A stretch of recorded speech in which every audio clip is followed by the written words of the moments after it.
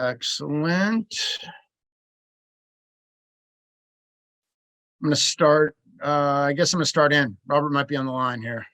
Take this AirPod out. Greg, did you send any handouts? No. I emailed the handout maybe 10 minutes ago, Agnes. Oh, okay, I'll check. Thank you. And I'm going to go through it right now. So yeah, you'll have it. I'm going to share my screen. Happy Wednesday, people.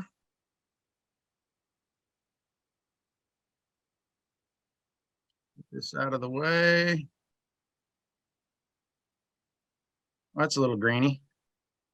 Scanner needs a little touch up here. So the nature of the training or discussion today. Let's see what's happening here.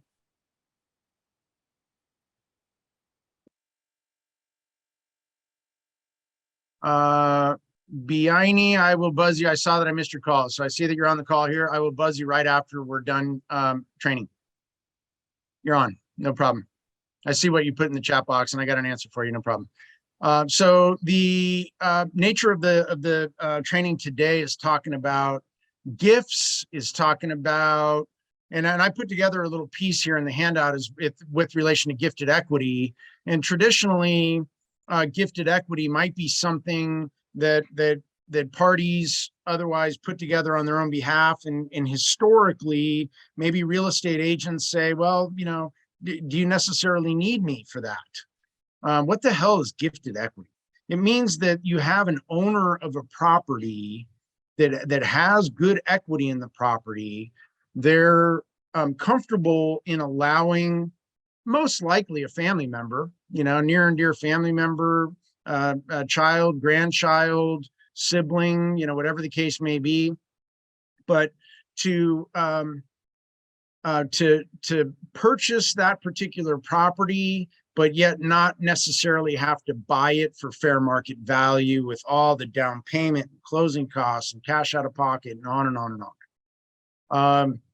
So as an example, you know, the grandma and grandpa have a $500,000 home. They're willing to sell it to their son or daughter, maybe, and they own it free and clear. And let's say they're willing to let it go for a couple $100,000. You know, you could structure that transaction where you can get whatever money that grandma and grandpa otherwise wanted to get net in their pocket. In some cases, it might just be the mortgage. If you owe 200, hey, if you just refinance and take me out of this mortgage, the house is yours. So in putting it together from an agent standpoint, just like any for sale by owner, there are some people that think, hey, I got all this stuff figured out. You know, I'm going to do it all myself. You could go in and represent and put together a purchase contract on a gifted equity transaction. Still, you have open escrow. You still have title. It's an insured transaction. You put together the purchase agreement, charge whatever it is that you want to charge. You know, maybe it's 3 or 3.5%, you know, total all in with both sides combined, but whatever the case may be, you can get paid on this as well and not just pass on it. So just kind of ripping through gifted equity, we're going to start in with this. Conventional loans ask for 20% in gifted equity, okay? Unless the buyer's got at least 5% down in their own funds, okay? So if you had a $100,000 property, that means the max loan amount would be 80 grand, 80% of the loan to the value of the property. The buyer's got 5% down, new ballgame. Okay, you can get by with a lesser gift. The FHA can be all gift. That minimum 3.5% down for FHA can be all gift money, whether it's from equity, whether it's from a savings account, checking account, could be from anything. Gifted equity is easy because there's no money that's changing hands. It's just the value and equity in a property. Okay. The example of a calculation to arrive at a purchase price on a conventional loan with 20% gifted equity. So the heck are we talking about here? The property is worth 500. And in this example, the seller owes 312. And they want to net 50 grand. Okay. I put together an example here where they're even going to pay for the buyer's closing costs. In this example, the buyer's not coming in with anything. Now, how the heck does that work? That means the seller owes 312. You got to come up with 312,000. In my example here, the seller wanted to net another 50. Well, now you're up at 312 plus 50 is 362,000. The buyer's closing costs and all prepaids for the impound account, interest, and the like is another 12,000. Well, that's 362 plus 12 is now up at 374,000 is how much needs to come in with the loan amount. Pay off the loan, get the seller to net what they want, get the seller to get enough money in the buyer's loan to be able to offset and cover 12,000 in closing costs to be paid. Buyer requests the seller to pay for all the recurring, non-recurring closing costs. In this example, is 12 grand. The seller needs 312 grand to pay off the loan that's on title, plus another 50,000. In this example, they were looking for at closing, plus to be reimbursed for the 12,000 in seller paid costs is 374. In very simple math, if you took whatever the money you needed and divided it by 0.8 in this example, it gives you what the minimum purchase price otherwise needs to be in order to have the deal qualified. So in this case here, if it was worth 500, you could write the contract for 500.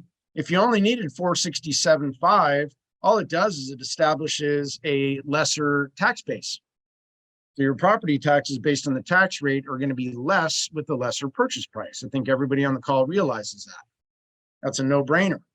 But in this case here, money that you need to come up with divided by that 0.8 in a conventional loan transaction, no monthly mortgage insurance, getting a good rate, conventional loan would be 467.5. I can redo the math with anything. You can put it together with any numbers. I can redo it with any single, any scenario under the sun. And if we get to a point where we can't get the 0.8 on this 467, let's say the place is worth 450, then maybe we're not structuring as gifted equity of a conventional loan. Maybe if there's not enough equity or value in the home for what we need, maybe it's got to drop into what we talked about up front here, the FHA that's only 3.5%. But they can still get into it with no money out of pocket. That's kind of what we're talking about here. The gifted equity can structure with the equity the seller has in a property such that the buyer can come in with no down payment and come in with no closing costs. So basically you can pick up the property, get the key, as long as you qualify for the loan, done deal. In the same example here, if the seller didn't require any cash out, we could take the 312 that they owe up here, plus the 12,000 in seller paid costs is 324,000. So if they didn't need the extra 50, if we're still going with the same gifted equity at 80% loan to value in a conventional loan, then our purchase price here is all the way down to just 405. You can put it together, 100 ways, easily, no problem. So from the standpoint of structuring gifted equity, of getting into conversations with family members, for an agent to go back and say, I know exactly what it is that you're looking to accomplish. And whether you know how to do the math or not, I can help you easily. It's going to take minutes for me to put it together. But to go back to the parties of the transaction and say, I know exactly what it is that you need. I'm happy to structure everything, put it together for you.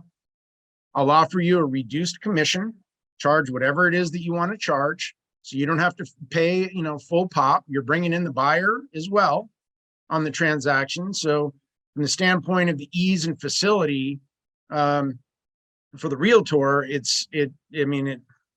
doesn't get much more simple than the fact that you already have, a motivated seller and a motivated buyer. Now it's just a matter of structuring what it is that they need on paper. But the fact that one, you can do all the math for them and handle it, put the contract together, arrange for the financing that's most favorable for them, go ahead and set up the escrow and title insurance, which is important. There are some people out there that think on a for sale by owner on a family deal, well, why do we need to pay all that extra money? What do we need the escrow company for? And what do we need title insurance? And You know, well, why is any of that stuff even important? You know, and the fact of the matter is that there are, and it could be erroneous liens, but there's things that pop up all the time. You know, and in fairness, I mean, my last name is Johnson. There's you know, every single thing out there that could attach to any property that I own, for anybody with the first initial G, Greg, Gregory, you know, you name it. But you know, the more common your name is, the more additional items might pop up. Maybe are yours, maybe aren't yours. You know, that's why we get that statement of information in through escrow to clear any erroneous items off title up front. And we get it with our application package. I don't even wait until the middle or the end of the transaction just to make sure everything's cleared and what we need it to be. But when you're an insured transaction and even selling it and protecting all parties' best interest, the reality of things is the costs that go in to the escrow fees, title fees, and the like. In this example up here, and I just gave it a blanket 12,000. It's a figure. It could be 8, 10, 12, 81, 32, 97, 41, whatever the actual is what it's going to be. I just put this in for the sake of the math and discussion. But the fact of the matter is the cost for the title and the escrow and otherwise is being put into the transaction, and it does protect all the parties. And I'll tell you, just historically, the difference of being in an insured transaction with grant deeds transferring interest is infinitely, how shall I say, the parties of the transaction are more at peace and are more protected, I guess is the word I'm looking for, when you're in an insured transaction in comparison to an uninsured transaction. God forbid something pops up, and you're fighting the uphill battle. So the title company and the money that people pay, I've talked to some folks that think title insurance is a racket. You know, there are never going to be any claims and never this and never that. The reality is if the title company does their job well, there's not going to be any claims because they cleared title. They knew exactly who owned it. They knew exactly what the property was. They made sure that there were no additional liens or encumbrances. Everything was clear. And the new loan took first lien position, you know, in comparison to something being clouded or something not being cleared or hanging over somebody's head. It gets even more challenging when, let's say one of the parties is no longer with us, you know, and somebody's passed away. Like, oh, geez, now, you know, we got this, you know, even more of a tangled web. But to come in on family members that are possibly looking to sell, you could be prospecting and talk to somebody and say, oh yeah, you know, are you interested in you know, buying or selling any real estate? And they come back, well, yeah, you know, my son and daughter-in-law and their new family, you know, we're thinking we're just going to sell to them. And it would be an immediate like ding, ding, ding. I would love an opportunity to help you through this transaction. I can structure it. I can make sure that everything's accounted for. You're getting the money that you need. Buyers coming in, you know, with, you know, hopefully with nothing, provided the equity's there. You know, we'll set up the title and escrow to protect everybody and make sure that everything's done, you know, correctly and the way it otherwise should be done. And like I say, the negotiation and any real estate commissions on something like that would be directly correlated to, I'm going to facilitate the transaction and make sure that everything goes the way you otherwise want it to. Okay, so we talked about the seller with the lesser money without the 50,000, the purchase price can come down, which reduces the tax base. Greg, can I ask a question? You may, yes. So let's say that there's no, in other words, when they're taking the money out, let's give a scenario. Let's say it's a mother and son, right? Yes. Yep. And the property is worth 520,000. Okay. And so the mother wants to get 150,000. The balance owed on the property is 200,000. Do they still have to account that what they call 70% loan to value? Is that even in the conversation or no? Okay, so convention, excellent question, Tess. The conventional loans for gifted equity with no money from the buyer or borrower Uh-huh. is it tops out at 80%. So in your case here, and let's say you wanted to stack and get your closing costs, but you wanted the buyer to come in with Zippo. Uh-huh. So the seller's going to pay for everything. And some sellers would say, well, wait a second here. Why would I want to do that? I'm already gifting the equity. I'm doing this. I'm doing that. The reality of things is it's no money out of the seller's pocket. And in the case that in the scenario that you presented here, the mom's still going to get the 150. But if I'm just on a quick calculator here. So if I take the 150,000 that the mom wants in your scenario, Uh-huh. plus I add 200,000, we got to pay off the first mortgage. I'm Right. up at 350. And let's say I'm at the same 12,000 total, all recurring, non-recurring closing costs Uh-huh. is all in. We now need $362,000 to Right. get mom the $150, to pay off the 200, and to get the closing costs covered into the loan amount that basically the seller through that purchase price is going to be able, so there's no skin off their back. So you need 150, 212 is 362,000. Uh-huh. And let's say we go divided by the 0.8. What it means is that the purchase price you would write the contract for is 452,500. Mm-hmm. Okay. And from the 452,500 purchase price, take out the 200 that you owe. Mhm. You're now down to 252. Take Mhm. out the 12,000 in seller paid closing costs. Mhm. And you're, I'm sorry here, 452, 5.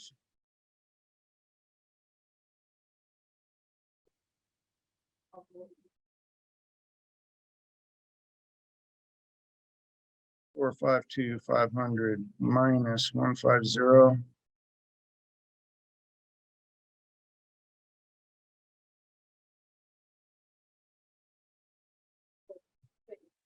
302,400. Right? Yeah. Well, I apologize. 452,500 was the purchase price. Your 80% loan to value. I was doing the math incorrectly. So your loan amount would be 362. So once again, 150 to the mom, 200 to pay off the first, and 12,000 in seller paid costs. Right. Okay, all that racks up to 362. Divided by 0.8 means the purchase price would be 452,500. The loan amount would be 362. And when you take the 362 loan amount, and from that loan amount, the seller would get money in there where they would be paying off the first, getting the mom and paying costs. The end of the day, the buyer in your example is picking up the property for like 70,000 bucks under fair market value. Got it. I see. Okay. So it can be put together, and even the oddest numbers. What if the payoff's $211,913?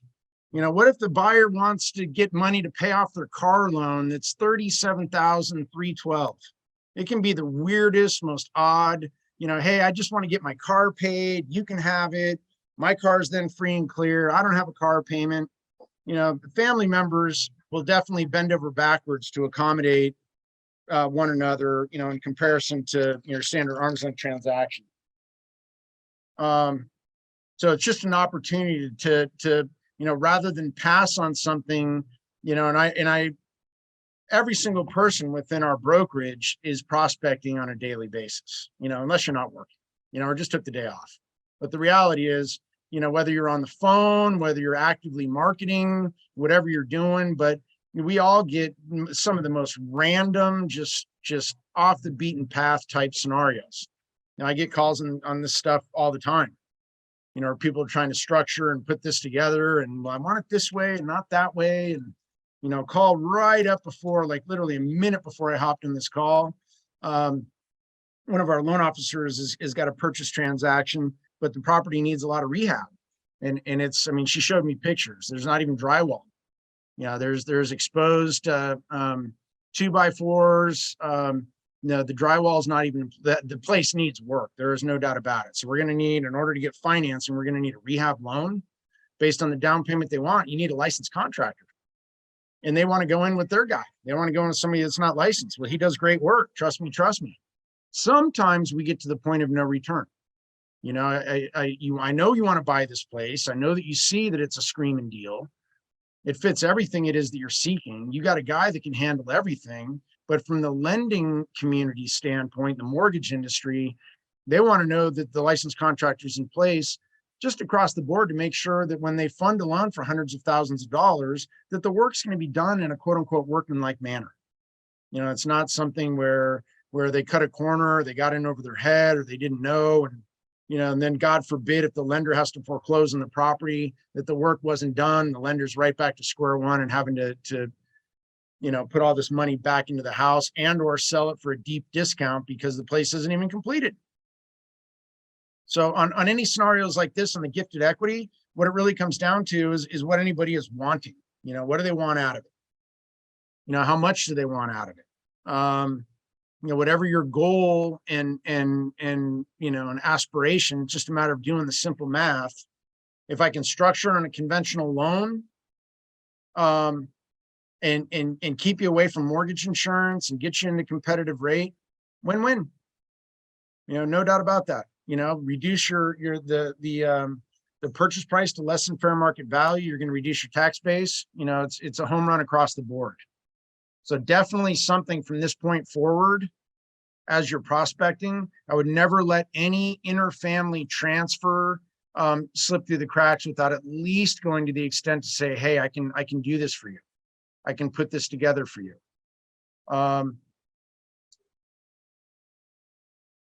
So last little note down here at the bottom. So the no cash out to the seller down here at the bottom was of the 405 price at the 80 loan to value, kind of backed into what the seller needed to get paid and to cover there. So the note down here at the bottom, the seller wants to wrap the closing seller costs to close into these figures. So let's say the seller, and this is a great point, there's some sellers out there that say, hey, that's great that I'm paying the buyer's closing costs for the 12 grand. What about mine? What about the sellers? So I mean, we all know if you've done one deal in the industry and you're looking at the settlement statement that represents the buyers and the seller's side, that the seller has closing costs to sell too. And it's not just, you can put in the agent commissions if you want. You can put in the seller's title, the seller's escrow, every single thing that goes in from the seller's standpoint. So if you wanted to stack and the seller didn't want to have to come out of pocket for any of their own expenses either, you could increase the cost and the money that's needed to include all seller costs as well. So it's all just a matter of accounting for what goes into it. How on earth would we ever know what all these figures are? Just like any other property, you guys get a net sheet when we go in and, you know, and from a listing standpoint, you know, what is the seller expecting? Our escrow officers are happy to prepare the net sheet. They'll put it together with the costs that go into it. You can put in whatever your seller costs are, stack all of that on top of whatever the buyer's costs are. Any one of our loan officers can put together exactly what that would equate to. And you can come in where the seller is not out of pocket for a penny. They paid off whatever loan on title they needed to cover. If they needed to get any money in their own pocket, whatever they needed to cover for the buyer's costs, whatever they had for their own seller expenses as well. It would cover your agent commissions also. So you talk about putting it together where, one, you can get paid. Two, the seller and the buyer are happy because the buyer is picking it up for less than fair market value. And the buyer conceptually can get into it without any money out of their pocket. No down payment, no closing costs. You can put it together in interfamily transfer. There's not even an earnest money deposit, nothing. So, you know, does the buyer have to qualify? Yeah, the buyer has to qualify for the loan. You know, but from the standpoint of just piecing it all together, you know, and helping, and as much as it might seem like, oh, geez, this is a lot of math. This seems kind of confusing. You know, I'm not really sure. I feel like I'm in over my head. All you need to do is holler. And like I say, I can put all the math together. So it isn't anything that you know, that we can't account for. You know, it's just a matter of just getting the figures that we need. And like I say, if the seller doesn't want to pay anything, hey, I'm gifting you the equity. Why on earth would I want to pay, for the seller's escrow and the seller's title? And the real estate agent commission's like, oh, geez, that's just a lot of money. It can all be stacked into that price such that the new loan amount is accounted for and the seller is getting the money that they need in sales price that covers everything, covers the money they want to net to whatever they owe, to whatever the cost they're, you name it. Okay. Super simple math. I would say, are we doing, dozens of these, a month, a quarter, whatever? No, but we probably do, I would say at least 1 or 2 a month on gifted equity as far as transactions that are out there. I bring it up because there are a lot of agents within the brokerage that would have no idea that this is even an option. Like, I didn't even know we could do that. Are you kidding me? I thought that the buyer had to come in with all this money and they don't have the money and what are we going to do? And oh my gosh. And, and there's nothing hokey, or odd or unique or anything about this. It's all standard, straightforward math, and super easy to structure and put together. And I tell you what, I've never had a gifted equity deal. And people are so thankful at the end of the line. Like, oh my gosh, you have no idea. Thank you so much. From the standpoint of ease and facility. And I dare say that from a real estate agent's standpoint, that there would be many transactions would be more simple than something along these lines. Here, like you fell right into the quote unquote listing and you already have, the buyer in tow and the price basically is backed into based on what everybody needs. How much money do you need? And then we're going to back into the price. And at the end of the day, I'm not sure I understand. At the end of the day, that's going to affect the commissions it is that you're getting. So who's kidding you? We would all like the price to be full pop, fair market value, but you're picking up a transaction you might otherwise pass on or walk away from, thinking, hey, they can just do this themselves. So they'll figure it out. Greg, let me ask you this question. Yes. Why would you want to use this gifted equity? Aside from the buyer having no money, there's such a thing as a zero down too, And I'd rather use this than the other thing. Oops, sorry. Sorry. Worry about it. Okay, so why would you use this? Is there are family members that transfer properties to one another that don't want to just transfer and just give it away. So can anybody go to the extent to create a grant deed, have it notarized, send it to the county recorder, pay the fee per page, and record the grant deed and transfer ownership interest? Yeah, all day long. Most of them are going to look for something in return. So every now and again, you have one where I don't want 1 penny. And I'm not saying that never happens, but for the most part, the seller could be, hey, I'll gift you the equity, but I would like to get a little bit of something. I'd like to maybe get some debt paid.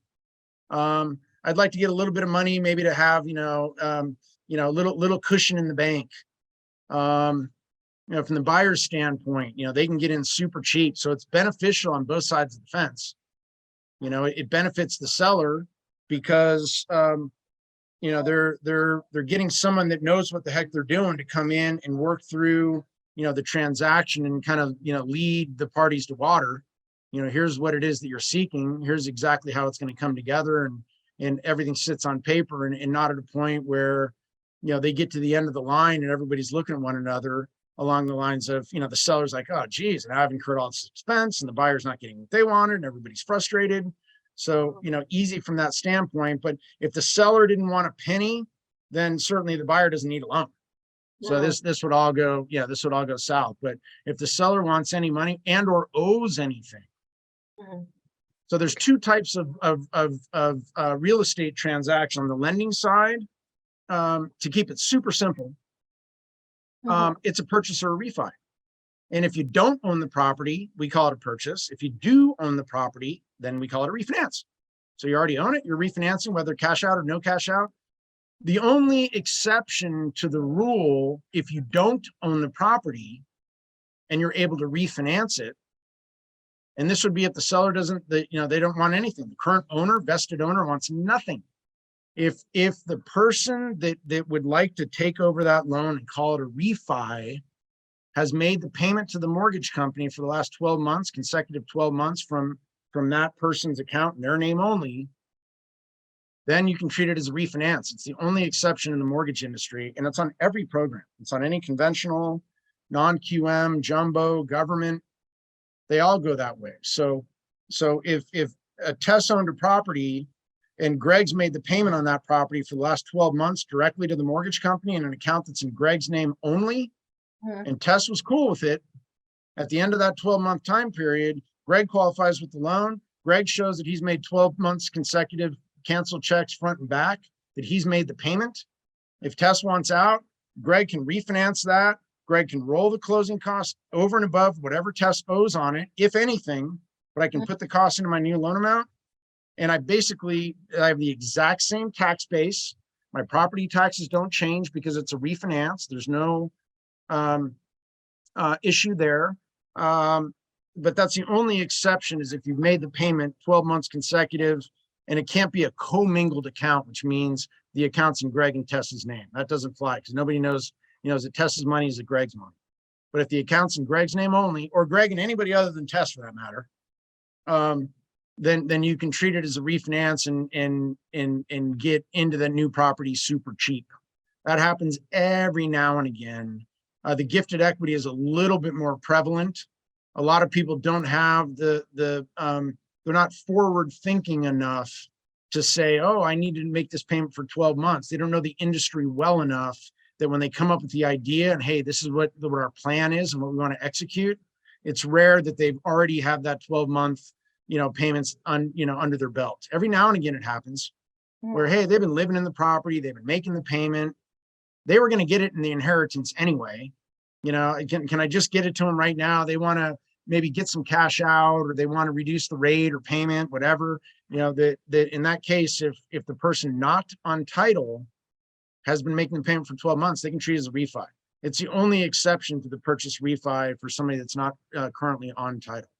What happens to, let's say we talk about, I don't know if this is your league, the capital gains? I mean, isn't Okay, it? are we talking about gifted equity? Yeah. On the gifted equity, your cap gains is only going to be based on whatever the negotiated price is. So your Okay. price is going to be lesser if you're not. So in this example here, on this with no cash after the sale, we're all the way down here at 405. Yeah. The example up here at the top, I said the property was worth 500. Uh-huh. So let's say I'm a single person and I paid $100,000 for the place. Mhm. Well, if it's worth 500, I'm going to get tapped with some cap gains, even as a primary residence as a single guy. Uh-huh. This reduces the cap gains through gifted equity because you're reducing the eventual price. And the refinance and the transfer of ownership on a refi, I probably need to get in with a enrolled agent or CPA, licensed tax professional, to ask exactly what the ruling. Because I know on a standard refinance, Right. there's no you're not taxed on any money you get from a refinance. So any cash out proceeds, certainly not taxable income. But I don't know if the seller, if in that example, if somebody that's making the payment then Yeah. refinances that property, Uh-huh. what the seller's tax implication is. I definitely would consult the tax preparer. Okay. Great Okay. question. Okay, the other part of the training today, let me see the chat box here.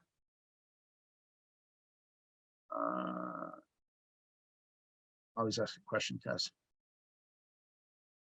Okay, the other thing I wanted to chat about here is we're talking about other gifts and grants. And we've talked about down payment assistance programs, the DPA, closing cost assistance programs, all this other stuff that's out there. There are so many communities in our market areas. It's very difficult for me to stay on top of all this. But for anybody, there are cities that are out there that in the city council votes on appropriating funds for gift or grant money for first-time homebuyers in their area. It happens all over the place. And it could be that they have a certain allotment where they say, you know what, our city council says there's 25 million, 30 million, 50 million, whatever the number is. And we'll offer this as grant money, forgivable, not repayable, for anybody that's coming in. There might be certain requirements. There could be income limits. There could be the first-time home buyers, pretty common. That means you haven't owned a place in the last 3 years. But it could be that the grant money, and they usually go in fiscal years. So it's not necessarily a calendar year from January 1st to December 31. There are cities out there, it could be their fiscal year runs from July 1st to June 30th. So all I'm saying on that fiscal year is the money that's appropriated goes based on the time frame that city is accounting for their funds. I bring that up because those that have fiscal years that run in the middle of the year, today's June 14th. It could be that there's grant money that's coming available in 2 weeks or 2.5 weeks, and all of a sudden it's dropping in your lap. And the difference of people that succeed in our industry that are proactive is probably 100 to 1 in comparison to those that are reactive, that are just waiting for shit to fall in their lap or somebody else to tell them something, in comparison to creating some action for ourselves or yourself for that matter. So if you're doing business in particular areas, and let's say, you know, I own Rancho Cucamonga, I own Ontario, I'm the king of Covina, nobody can beat me. It could be any area that's out there. In about 5 to 10 minutes, you can contact any city office and find out if they have any funds appropriated for gifts or grants for home buyers in their area. You know, and I've seen it could be areas like, hey, Rancho Cucamonga's got a great allotment, but Ontario doesn't. And my buyer really likes Ontario, but yet if there's 20 or 25,000 available, does Rancho Cucamonga now seem a little bit more appealing? Like, man, I like Rancho all of a sudden. I think that's the place for me. You know, so just from the standpoint of whatever is out there and available, I've seen some cities where there's money available, but they have income limits. Okay, well, now the buyer's got to fit within this particular income limit. From my standpoint, if I can qualify somebody, maybe you get a lot of overtime. Maybe I'm in a capacity, if I can qualify in the base income only, and I can get within the income limit, win-win. Do we have to use overtime or bonuses or commissions to qualify? We don't. We do if we need it to get the debt ratios in line. But if I'm trying to stay under an income limit, then I don't necessarily need that. It's just a matter of just putting together whatever it is that the buyer or borrower is looking to accomplish. So the communities that are out there without a lot of heavy lifting, without a lot of time, you can make a quick phone call. You could probably look online, but I really think that your better bet would be making a call into the city to find out if they have any funds that are appropriated. And like I say, it would be anywhere. It wouldn't be like, oh, geez, you know, I don't think like a coastal community would probably do that. You'd be surprised. City council passes this stuff because they want to encourage homeownership in the area. And then they might create certain, like, you know, got to fit into the box. But they do it because they want to show that, hey, I care. And if I want to get reelected as a city council member, it's going to be easier for me to get reelected if I'm out there on the campaign trail to say, hey, look at all the things I did to try to spur homeownership in our area. And I wrote this bill, I passed that amendment. I did this, you know, all the things that go into getting people back into office. There are very few people that get into public office that would say, I just want to have one term. That's it. Just one term. I'm going to keep it very simple. Most people that get into public office and service are looking at it, and that's why there's, you know, people have talked about term limits. But most people are like, hey, I'm in it for the long haul, and they want to get reelected. They want to, you know, show that, hey, I'm looking out for my community. So there are opportunities that are out there within particular cities, and it might be that we're, you know, hey, the money's already been taken for this fiscal year. But yet, you know, we've already appropriated X amount of funds, and it's going to start July 1st. It's going to start whatever the number is, and then you can basically prep your clients accordingly. That's out there, and I'll tell you, I don't think a lot of people are digging on that.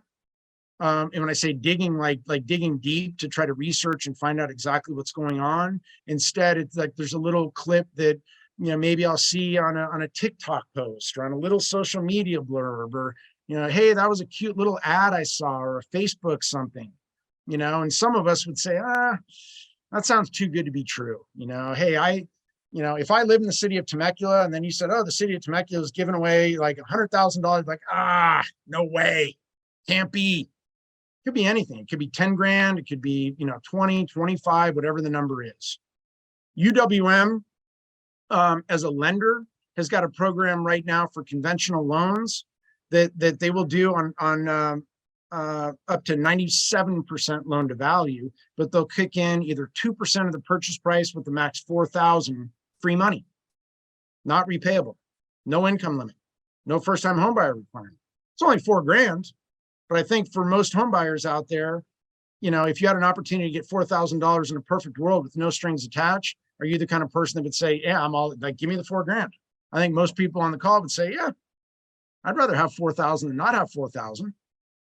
All things considered. There's no adjustments to the pricing on that program. There's no strings attached. There's no repayment. Basically, they're doing it to try to spur money. In the program, there's so many different, that kind of old adage, and I'm an animal lover, so don't take what I'm gonna say wrong, but that 100 ways to kill a cat type mentality. There's so many different opportunities and angles out there to piece things together as to what might be needed. And it could be, in certain instances, we battle loan limits with what people have for down payment. And I live in the city of Temecula, but it's right at the corner of Southwest Riverside County.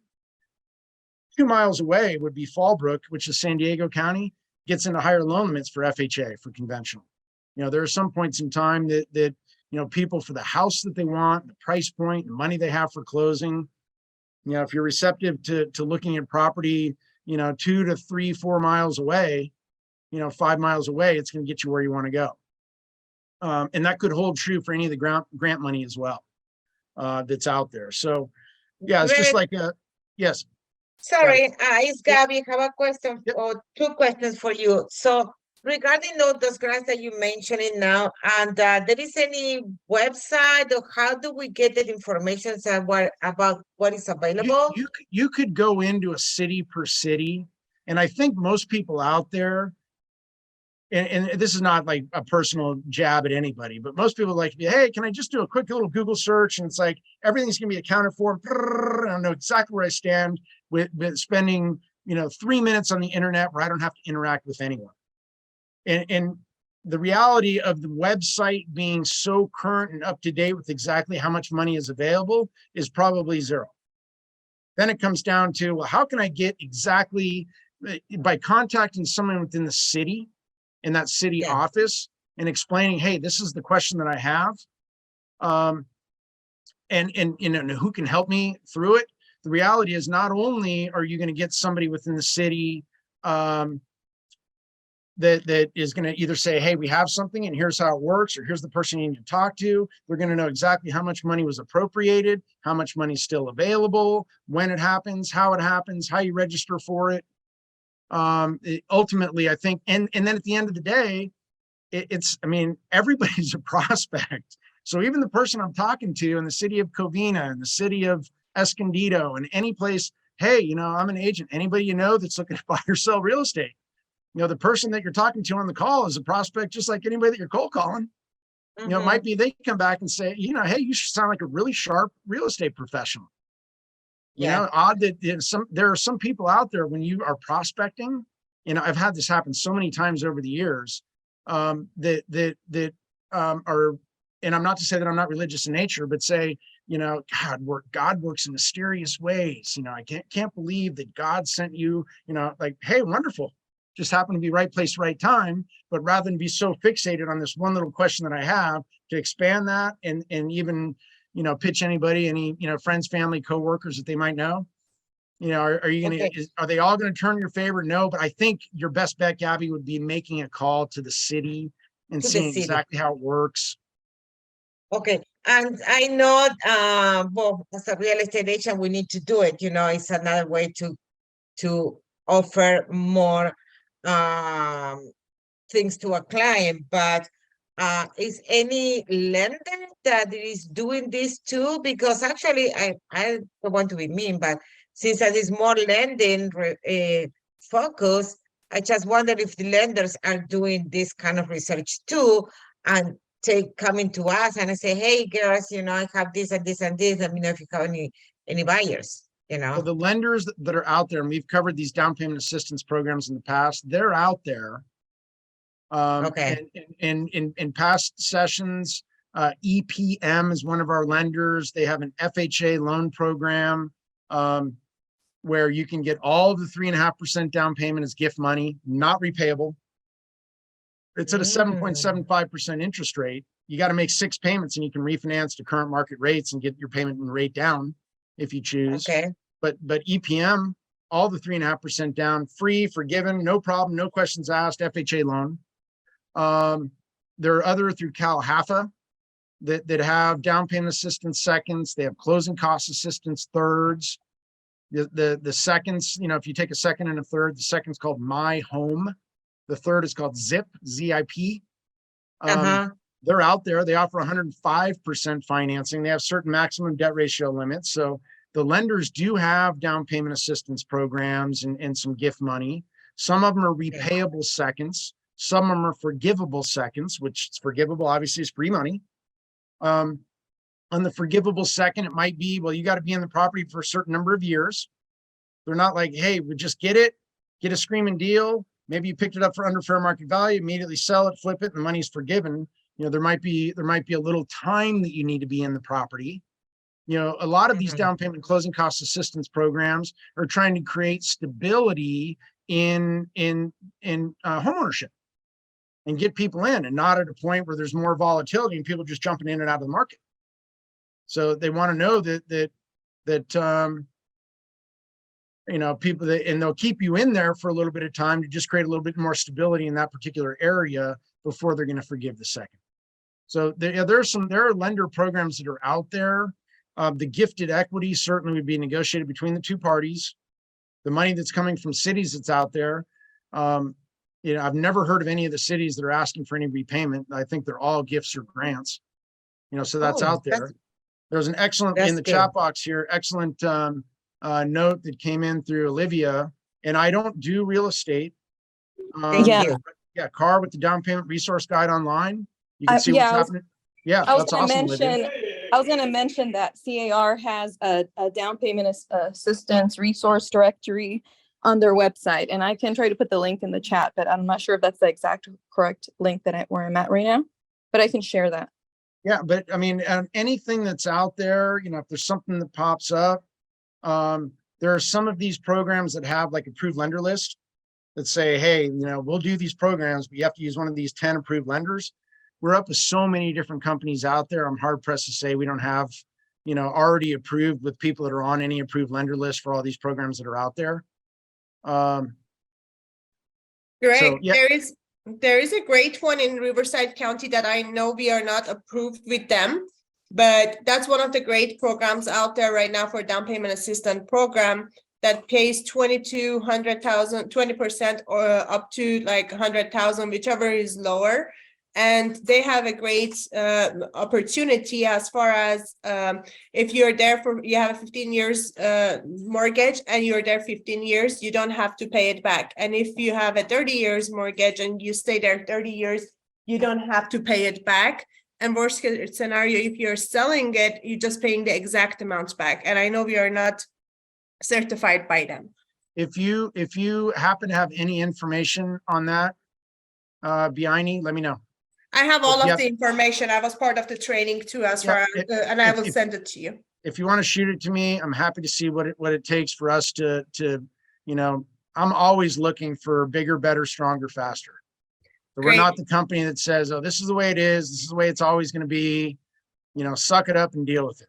So we're always looking for things that enhance our product offering and, ability to close more transactions. Do you have any information for cryptocurrency and blockchain platform Propy? Okay, so just to address in the chat, do we need exchange funds from crypto? Blockchain, I have a client from New York sent me proof of funds. So in our industry, the money has to be shown that they have it in crypto. So I need some proof that the money is theirs in crypto, and it needs to be transferred into a standard account for it to be usable for any programs in the mortgage industry. So I can use crypto, but I have to source it that they had the money in their name in a crypto account, and it has to be liquidated and put into a standard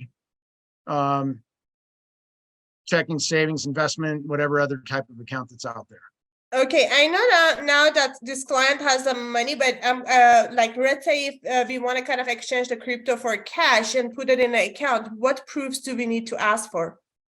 Well, however, whatever shows that they have the money in crypto, and then as soon as you go to the extent to liquidate that, there's going to be paperwork on the withdrawal of funds and paperwork on the transfer of funds. So whatever it is that they're getting, I would just ask for the paper trail and everything throughout. So it'd be, show me that the money's truly yours. And then as soon as you go to liquidate it, the crypto, in this case, whatever the crypto, whatever the currency, the crypto company it's coming from, the exchange company it's coming from, they would show the withdrawal of funds and then the transfer into whatever other account that they're sending it to. So I can use it, but I can't use the crypto without it coming into a standard account, at least in the mortgage industry.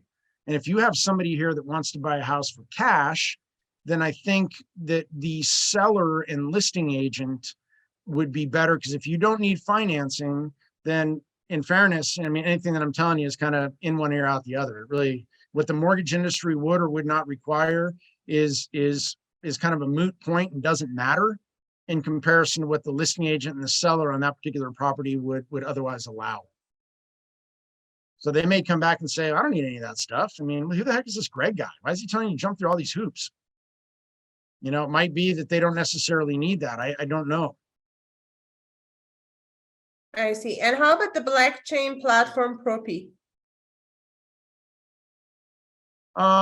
So all I know about any money that people have, whether it's in a foreign country, whether it's in a crypto exchange or cryptocurrency, anything other than a standard US account, at least in the mortgage industry, would need to be sourced to that truly is my money.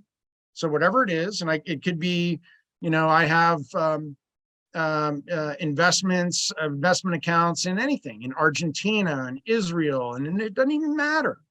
But I can't use foreign money without it being sent into the US and quantified after the exchange is done. So at least as far as the mortgage industry goes, let's talk about the exchange rate from like the Mexican peso to the US dollar. You could have like, I have 10 million pesos. Yeah, it doesn't mean you got $10 million. So on any of the exchanges that go in there, the valuation obviously needs to come down to our common currency and what equates to US dollars. Definitely as far as the mortgage industry goes. Yeah, and all of this is in US dollar from New York. So it's not for a foreign country in this scenario. So I honestly think, I mean, if you have a buyer that's got that amount of money available, that I don't think that there's a seller out there that wouldn't accept a cash buy. I don't know what the purchase price it is that you're seeking.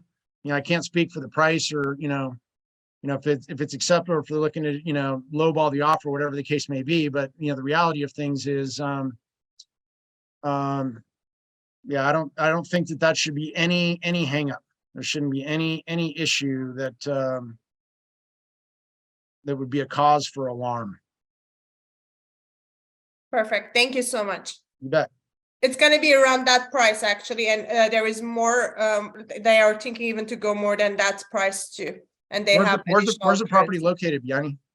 La Crescenta La Cañada, where I used to live, close to it. Wow. It's a nice property. Excellent buyer for you. No doubt about that. Thank you. You bet. Any other questions or comments that you guys have? I get some really unique off the wall questions as far as structuring transactions and I mean, I'm happy to help with anything it is that I can. I mean, I mentioned this time and time again on the calls that we have. You know, and like I say, if I don't know the answers to everything, I'll try to do a little research to put it together. You know, some points in time, people get to the point of no return where, you know, they want things a certain way. And, you know, if we're unable to find a particular program, I'd be the first one to say, you know, you can do it this way instead of the way that you otherwise want to, we can get to where you want to go. But at least, you know, at least it's an option, you know, an opportunity to put it together. So, yeah, don't lose any of the gifted equity deals. You know, dollars, even if you're doing it for a reduced commission, it's a super simple transaction for you, you know, and like I say, I can put all those numbers together. Easy stuff. Low-lying fruit would be an understatement. All right. I appreciate your time as always. Thank Guys you, are awesome. Greg. Thank you. You bet, Miriam. Thank you, Greg. You bet. You Thanks, bet, Gabby. Greg. Thank you. Yep. Thank you, Greg. Thank you Have a so great day. much.